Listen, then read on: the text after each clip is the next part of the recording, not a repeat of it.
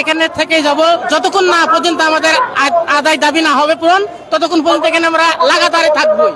আমরা এমপি নেওয়ার উদ্দেশ্য, আমাদের বাইরে কোথাও বিশৃঙ্খলা ভাবে যাওয়ার চিন্তা ভাবনা নাই। এই মুহূর্তে আমি আছি জাতীয় প্রেস ক্লাবের সামনে।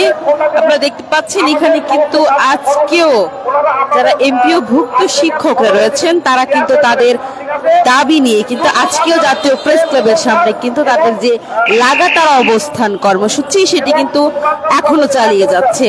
এবং কিছুক্ষণ আগে কিন্তু এখানে যারা এই কর্মসূচির সমন্বয় রয়েছে, এই সমন্বয়ের দায়িত্বে থাকা একজন কিন্তু জানিয়েছেন যে তাদের এই আন্দোলনে একাত্মতা পোষণ করার জন্য কিন্তু সার্জিস আলম এবং আমার দেশ পত্রিকার সম্পাদক যিনি রয়েছেন মাহমুদুর রহমান, তিনি কিন্তু এখানে কিন্তু একাত্মতা পোষণের জন্য আসবে বলে কিন্তু তারা জানিয়েছে।